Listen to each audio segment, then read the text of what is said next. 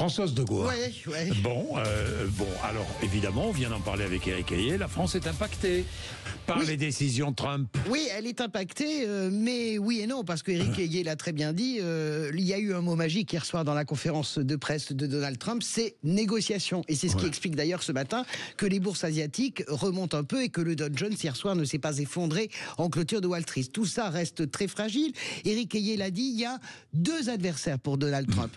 La Chine, on en est à ce matin, on en est à 104% de taxation. Oui. Chacun monte à l'échelle des perroquets. Les Chinois ne reculent pas. Ils ne reculent pas. Et évidemment l'Europe, parce que hier Donald Trump l'a dit, l'ennemi c'est l'Europe. Eh bien l'Europe, il y a un déficit de 350 milliards. En gros, on vous vend plus de 350 milliards. Eh bien, qu'est-ce que vous allez faire les Européens? Eh bien vous allez nous acheter 350. Non, vous allez nous acheter 350 milliards d'énergie. Ouais, c'est assez simple.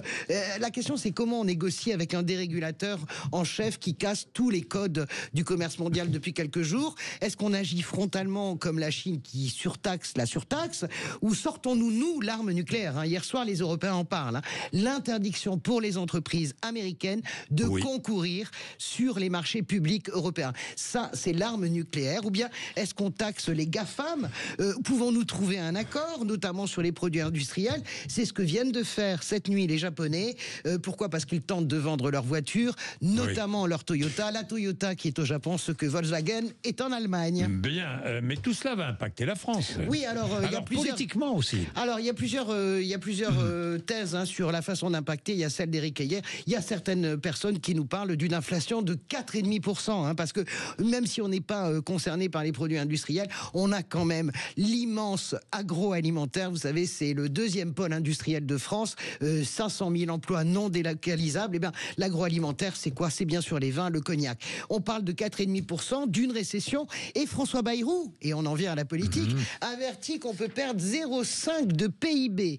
Et là, on voit quoi, Jean-Jacques? Depuis quelques jours, on voit la pression politique qui se met en œuvre, lentement mais sûrement. La pression sur le budget 2026. La droite, dès hier, commence déjà à demander un allègement de la fiscalité des entreprises pour atténuer, absorber le choc des droits de douane. La gauche, elle, depuis hier, elle demande des mesures de soutien aux salariés, d'ores et déjà, pour soutenir quoi? Le pouvoir d'achat. Éric Hayet en parlait tout à l'heure. Et puis, la question de l'énergie revient également, celle qui plombe les entreprises. Jean-Jacques, c'est très important parce que on va commencer à avoir une réponse le 15 avril lors de la conférence pour les comptes publics. Pourquoi? Parce que Emmanuel Macron et François Bayrou semblent bien décidés à revisser encore plus, durcir l'assurance chômage.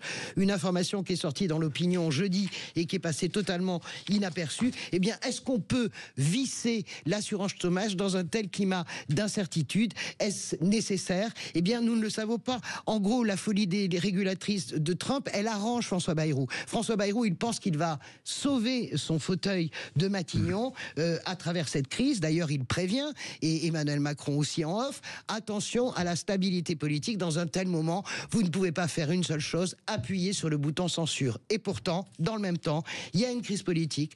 Quand vous discutez avec tout l'entourage de Marine Le Pen, eh bien, ils vous disent depuis ce week-end, nous censurerons à tout moment, à tout instant. C'est un vrai sujet, cocktail explosif. Oui, Marine Le Pen qui pense que l'effondrement des marchés montre, c'est pas la faute de Trump, pas du tout, dit-elle, c'est l'impréparation d'une mondialisation naïve. Et David Lisnard lui répond le contraire, et il dit qu'il faut absolument libérer les échanges. Mais attention, vous allez voir ce qui peut se passer. Crise politique, censure tout à fait possible du gouvernement Bayrou, malgré le contexte anxiogène. Eh bien, nous verrons. Nous verrons, il est 7h54. Vous êtes sur Antenne de Sud Radio.